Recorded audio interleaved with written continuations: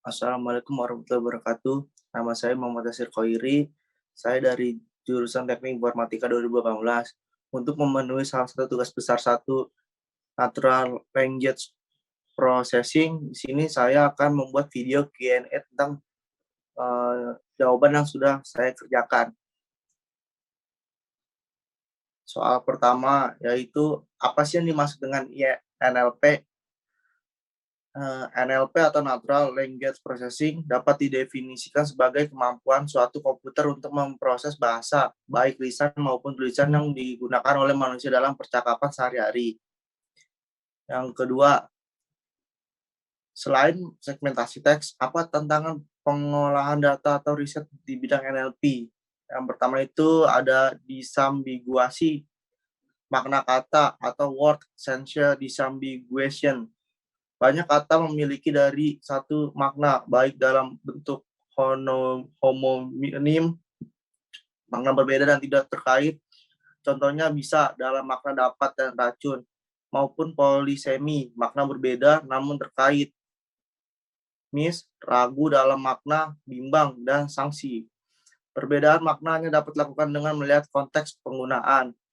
Yang kedua itu ada ambiguitas sintaksis.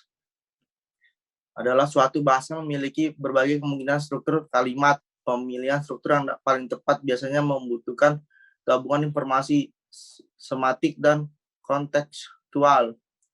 Yang ketiga ada masukan yang tak sempurna atau tak teratur. Aksen dalam bahasa lisan serta kesalahan ejaan dan gramatikal dalam bahasa tulis menyulitkan pemrosesan bahasa alami. Yang keempat ada pertuturan. Struktur kalimat saja kadang tidak dapat dengan tepat menggambarkan maksud penuturan atau penulis. Kadang gaya bahasa dan konteks menentukan maksud yang diinginkan. Nah, pertanyaan ketiga itu ada sebutkan contoh-contoh penerapan NLP pada aplikasi perangkat lunak. Yang pertama itu adalah pemerolehan informasi. Terus yang kedua ada penjawaban pertanyaan, perangkuman otomatis, penerjemahan mesin, pengenalan wicara, sintesis wicara, pengenalan karakter optis, dan analisis sentimen. Yang keempat itu pertanyaannya adalah apa kegunaan library NLTK dan sastrawi? Nah, yang pertama itu fungsi library NLTK itu adalah untuk menyediakan kelas dasar untuk dapat mewakili sebuah data yang relevan dengan natural language processing atau NLP. Fungsi library sastrawi adalah sebuah perpustakaan PHP untuk mengurangi kata-kata yang terinfleksi dalam bahasa Indonesia ke dalam bentuk dasarnya. Pertanyaan kelima, apa tujuan scaffolding? Jawabannya itu yaitu scaffolding bertujuan untuk dapat mengubah semua huruf di dalam dokumen yang berbentuk teks ke huruf kecil atau lowercase. Pertanyaan keenam, apa definisi dari tokenizing? Tokenizing adalah sebuah proses untuk membagi teks yang dapat berupa kalimat, paragraf, dokumen menjadi bagian-bagian tertentu. Pertanyaan ketujuh, jelaskan tentang stop word dan berikan contohnya. Stop word adalah kata umum yang dikatakan sering muncul dalam jumlah yang sangat besar, tetapi tidak mempunyai makna. Contohnya seperti yang di kelima. Algoritma Andriani dan Nazif dan algoritma simulatif. Algoritma ini digunakan untuk pengecekan judul dan abstraksi tesis. Pertanyaan ke-8. Apa algoritma yang dapat digunakan untuk stemming teks bahasa Indonesia? Jelaskan. Untuk stemming teks bahasa Indonesia itu ada algoritma stemming Nazif dan Andriani. Dan similarity. Karena algoritma Nazif dan Andriani sebagai algoritma stemming untuk teks berbahasa Indonesia yang memiliki kemampuan presentasi keakuratan, presisi lebih baik daripada algoritma lainnya. Apa tujuan dari word embedding? Word embedding. Secara sederhana, word embedding adalah proses konversi sebuah teks menjadi angka karena sebagian besar algoritma machine learning dan arsitektur deep learning tidak mampu melakukan proses analisis terhadap input data berupa string atau teks sehingga membutuhkan angka sebagai input. Pertanyaan ke-10. Sebutkan dan jelaskan model arsitektur dari word fetch skipgram untuk memprediksi konteks atau output di sekitar curahan word atau input. continuous back of word atau SIBO, kebalikan dari word to fetch gram. Tujuannya adalah untuk memprediksi kata output ketika diberikan konteks di sekitar kata tersebut. Pertanyaan ke-11, apa definisi dari back of word? Back of word adalah sebuah konsep yang diambil dari analisis teks, yaitu mempresentasikan dokumen sebagai sebuah kantong informasi-informasi penting tanpa mengurutkan setiap katanya. Pertanyaan ke-12, jelaskan mengenai metode atau algoritma FastText. Metode word embedding yang merupakan pengembangan dari WordSpec. Metode ini adalah mempelajari interpretasi kata dengan mempertimbangkan informasi subword. Setiap kata dipresentasikan sebagai sekelompok karakter nigram dan demikian membantu menangkap arti kata lain lebih pendek dan mengembangkan embedding untuk memahami sufiks dan prefiks dari kata. Apa yang dimaksud dengan nigram?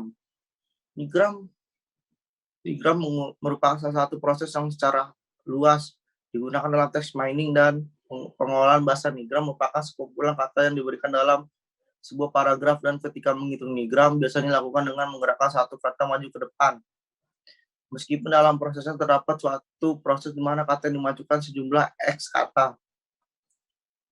Pertanyaan ke-14 yaitu jelaskan contoh penerapan nigram. Penerapan nigram pada INP Word Prediction. Aplikasi ini menggunakan model nigram di mana nilai N dimulai dari 1 unigram sampai dengan 4.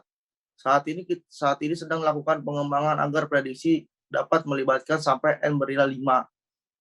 NLP Word Prediction membuat suatu dataset yang bersih deretan kata 4 gram. Pertanyaan ke-15. Jelaskan definisi dari smoothing. Smoothing adalah metode pemulusan